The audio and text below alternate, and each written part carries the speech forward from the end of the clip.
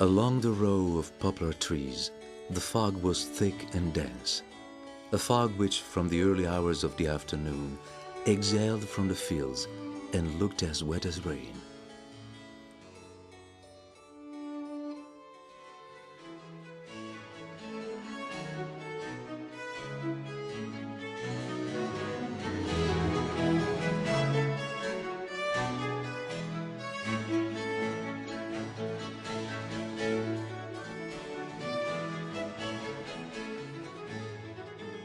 Giorgio Bassani was born in 1916 into a Jewish family from Ferrara, a city situated in the Padana Plains on the Po Delta, a city where the prestigious d'Este family had left some of the finest monuments of the Renaissance. Artistic treasures such as the castle, the cathedral, and the Diamonds Palace nourished the young student's interest in figurative art.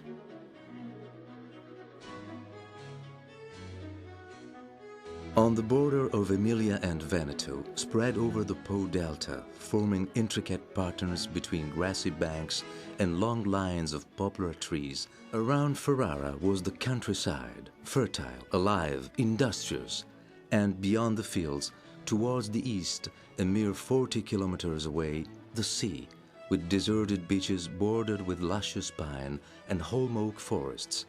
Yes, the sea, which is always a great resource. But aside from this, the city itself, if one explored it and observed it closely without prejudice, enclosed such treasures of rectitude, intelligence, and kindness that only the blind, the deaf, or the cold-hearted could have ignored or denied them.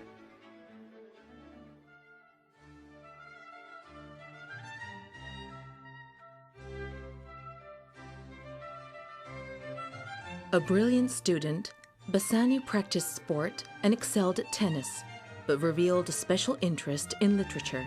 Under the guidance of the best teachers, during his high school years, he read the greatest classics of Italian literature, dominated by Dante's poetry. My first poem, or better my first experiment in meter, I put together when I was at high school. I sat next to a classmate who wrote poetry. Seeing him writing verse led me to imitate him. One always starts out of emulation as an apprentice. My first apprenticeship was with my classmate at high school.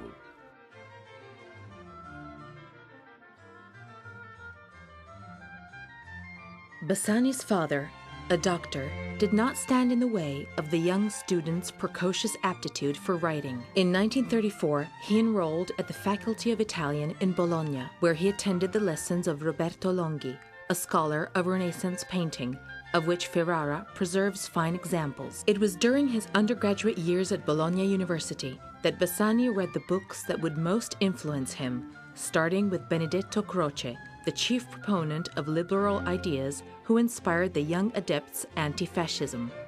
Bassani's beginnings as a writer were marked in 1935 by the publication of a short story in Corriere Padano, a local newspaper founded by the fascist intellectual Italo Balbo.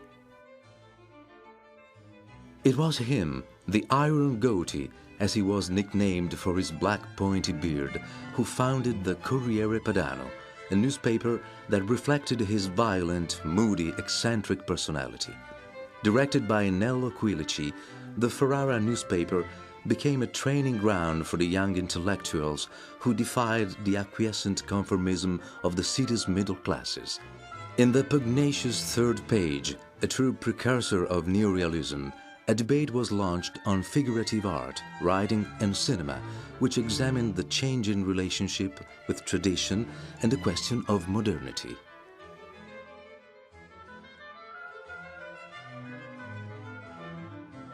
At the age of 20, the writer began to voice his first objections to the fascist regime. In the second half of the 30s, Mussolini relinquished the violent method that had characterized his ascent and aimed at raising consensus, targeting educational institutions and young people with the introduction of the fascist doctrine in schools.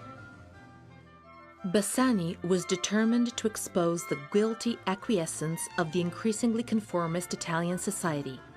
Italy's alliance with Nazi Germany and the racial laws of 1938 epitomized the regime's destruction of freedom and heralded the imminent war, which drove the budding writer to join the resistance. Under the pseudonym Giacomo Marchi, his grandmother's Catholic surname, he published in Milan in 1940 A City of the Plain, a first draft of his later masterpiece, born amid the ruins of the war. Not far from the Corso Giovecca, which runs through Ferrara, was a large farmhouse-style building where a family of city farmers had been living for several generations. The house stood just below the city walls, separated from them by the dusty lane that ran along that stretch of the bastions. Night was already falling. In the rooms on the ground floor, which because of their closeness to the grassy slope beneath the walls were lit from the back windows overlooking the vegetable gardens, the lights had just come on.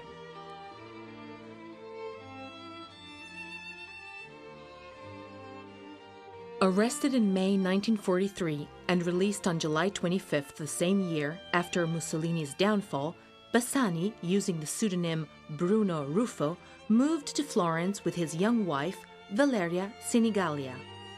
As they joined the ranks of the anti-fascist underground Partito d'Azione, she was also compelled to adopt a pseudonym. With Italy split in two by the Gothic line and the deportation of some of his relatives from Ferrara to Buchenwald, Bassani moved south, first to Rome and then Naples, which had already been freed by the Allies.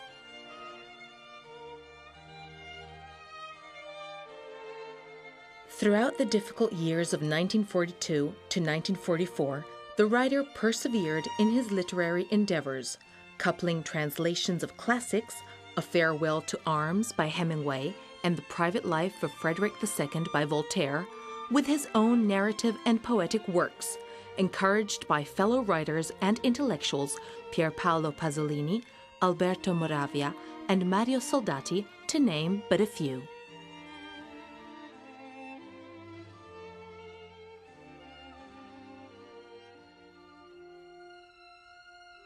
After the liberation in 1945, Bassani settled in Rome, working for a time as an official at the ex-serviceman department of the Ministry of Labor and as a journalist for the magazine Mondo d'Oggi.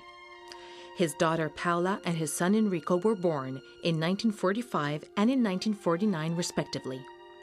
In Rome, Bassani became a regular visitor at Maria and Goffredo Bellonci's literary salon.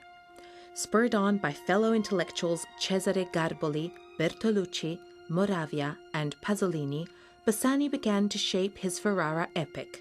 10 years of painstaking revision of previously written material and the addition of new chapters came to form his stories linked to the people of Ferrara and their changing fortunes.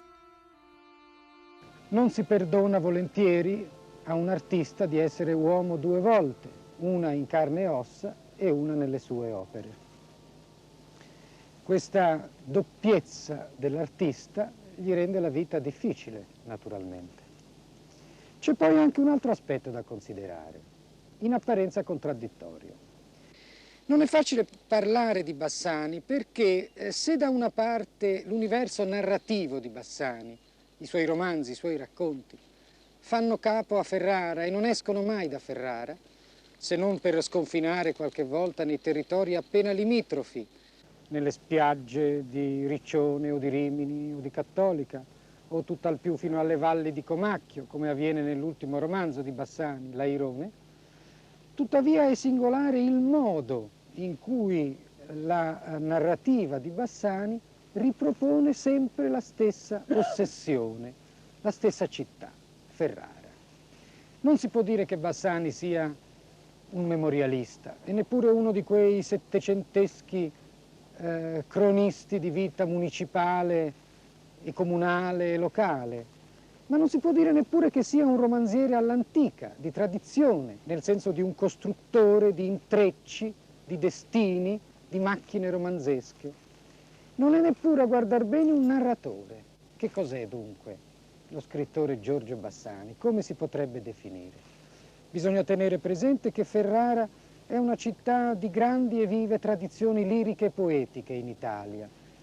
è la città di Ariosto, in parte anche di Tasso, è la città di Battista Guerini, autore del Pastor Fido, è la città della rinascita del teatro italiano nei primi anni del Cinquecento. È una città illustre, di gloriosa tradizione poetica. E se vogliamo definire l'atteggiamento di Bassani verso le proprie opere, lo dobbiamo definire piuttosto da poeta che da romanziere, ma anche qui da poeta in un modo particolare. Bassani non è uno di quei poeti che esprime il proprio universo emotivo in termini diretti, ma è uno di quei poeti che mettono sotto vetro il proprio universo emotivo, lo virgolettano, ne danno una rappresentazione indiretta. È dunque un poeta critico e io una volta mi sono trovato a definirlo un manierista lirico. Bassani voiced his opinions in journals that marked the beginning of the moral and material rebuilding of a country tried by the ordeals of a 20-year dictatorship and the devastations of the Lost War. Tutta la narrativa di Bassani ha, almeno a mio avviso, questo aspetto preciso: la restituzione alla vita di un mondo defunto. E in questa operazione qui si vede che la vera spinta narrativa di Bassani è poetica, è lirica, non è narrativa o romanzesca. Questo è il punto critico che mi preme sottolineare. Tanto è vero che sotto questo punto di vista, in un certo senso, per togliere questa volta un'immagine in prestito al mito e non alla fisica, si ripete nel viaggio di Bassani intorno alla comunità israelitica di Ferrara il viaggio di Orfeo nel regno dei morti. Director of the journal Botteghe Oscure in 1948 and member of the editorial team of Paragone from 1953 onwards, Bassani also taught in schools and wrote film scripts during the golden years of Italian neorealist cinema between 1950 and 1955. His name appeared alongside those of Blasetti, Flaiano, Zampa, Antonioni, Soldati, Moravia, and Pasolini. Among his films are Woman of Rome, The Anatomy of Love, The River Girl, and The Wayward Wife. In 1955, he was amongst the founders of Italia Nostra, a cultural association of which he would become president, whose aim was to protect Italy's cultural heritage and landscape threatened by property speculation. His increased civil and moral commitment also marked a period of widespread recognition and popularity of his work. The essential merit of Italia Nostra, its absolute originality, is, I think, in the conviction we held from the very beginning of how exceptional the values that we wanted to protect were. We were in fact convinced, and we still are more than ever, that Italy's artistic and natural heritage belongs to the entire world and is thus in some way sacred. Italy is in fact the place where the ancient world, such as it was in ancient times, a world of equals but not of free men, has become modern.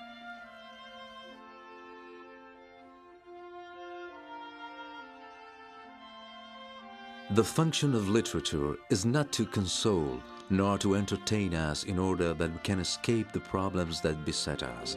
It is not the refuge of dreams, but a frank look on reality. In the 1930s, from within the very folds of fascist demagogy, neorealism originated from a desire to represent reality that could not avert becoming an act of denunciation. The 20th century had begun with a narrative of the self underpinned by psychoanalysis and the theorization of the unconscious, of the alienated individual's dark territories. Proust, Joyce, and Kafka in Europe, Svevo and Pirandello in Italy had translated into words the mysterious malaise of the ego. The new and disquieting mass society remained in the background, but destined to climb the stage of history to the foreground, heralded by the Italian futurists. Alongside literature, which often indulged in dialect or slang to reflect the models for its characters, Another artistic means came to the fore, one which was extremely effective when reflecting reality became the main target. Cinema recorded and showed us what was around us. More immediate than the written page, images with their far-reaching representation of everyday life reached a wider audience, better equipped to understand visual language. Giorgio Bassani became the protagonist of this novel alliance of language and image in his dual role as a writer and as a scriptwriter, working with the greatest directors. In 1956, his 5 stories from Ferrara earned the writer the prestigious Strega Literary Prize. In 1958, The Golden-Rimmed Spectacles was also a success. His novel, Garden of the Finzi Contini, awarded the Viareggio Literary Prize in 1962, would also appear on the screen in 1970, directed by the celebrated Vittorio De Sica.